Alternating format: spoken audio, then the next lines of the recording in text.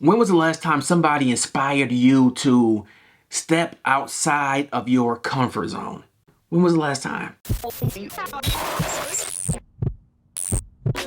My name is Dwayne D. Williams, and I help teachers identify and transform problems that prevent them from designing culturally responsive activities. In this video, I share a story of how my students inspired me to step outside of my comfort zone. Shout out to all of my hip-hop SEL, R&B SEL students who inspired me to start writing poetry.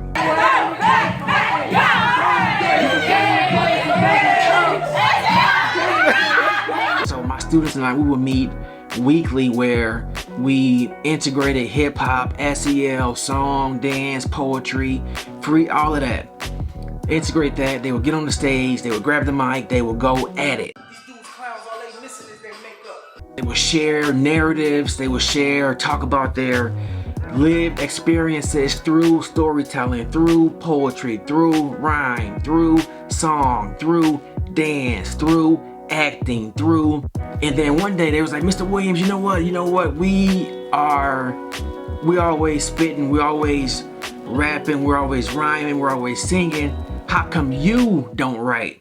And my feedback was always, listen, I do write. I write books, I write articles, I just don't write rhymes.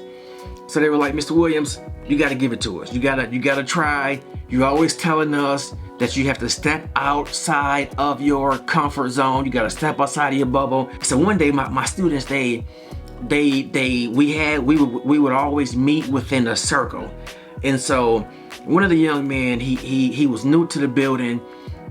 He jumped out of his chair and he said, Mr. Williams, he said, listen. And he started getting real loud. And he was pointing his finger at me like this. So he said, you know what, Mr. Williams? We tired of this. We tired of this. We want you to spit something. You come here every day, you rock to our music, you vibe to our song. Listen, y'all, that ain't what I do. That's not my forte. Listen, I didn't grow up rhyming. I grew up listening to music, but I didn't grow up rhyming. We want you today to stand in the middle of this circle and we want you to spit something. Yeah. Listen, y'all, that ain't what I do. I create groups.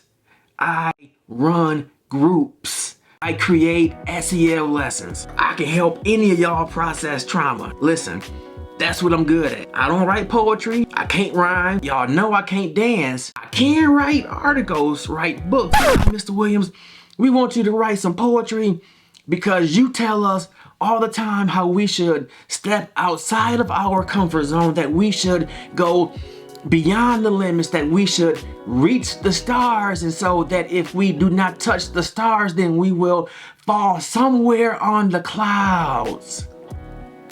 Mr. Williams, you got to do this.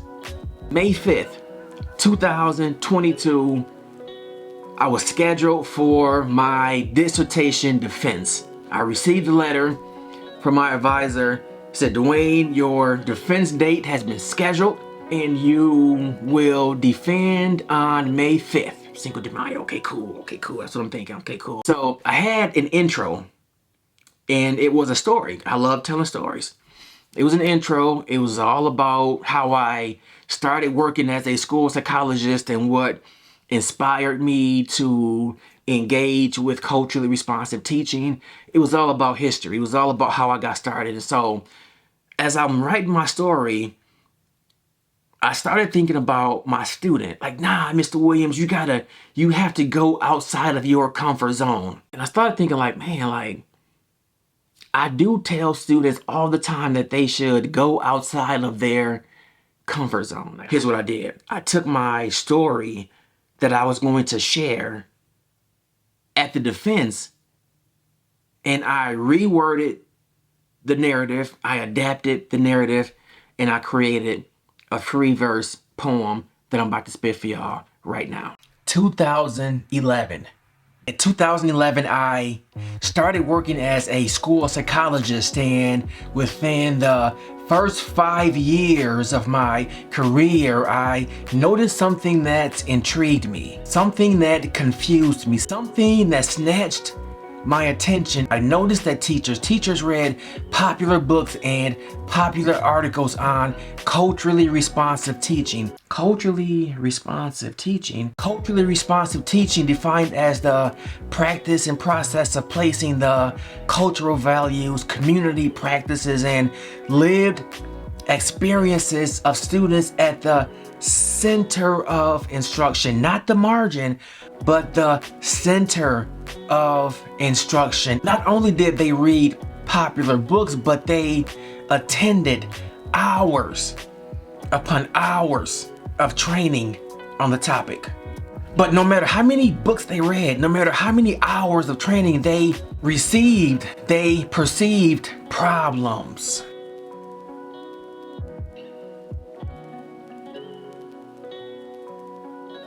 Problems that prevented them from designing culturally responsive activities. You see, these teachers, my colleagues, earned bachelor's degrees, master's degrees, and yeah, y'all, some y'all even earned doctoral degrees, but even with these degrees, they lacked confidence in their abilities to form relationships and engage at a high level students from diverse ethnicities. And so these problems, this puzzle, the ways in which practitioners struggle to design culturally responsive activities inspires my research.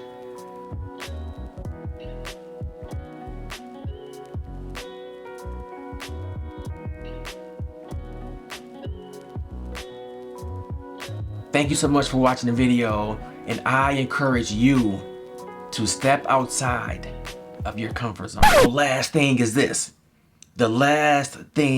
this. Be sure to subscribe to the channel.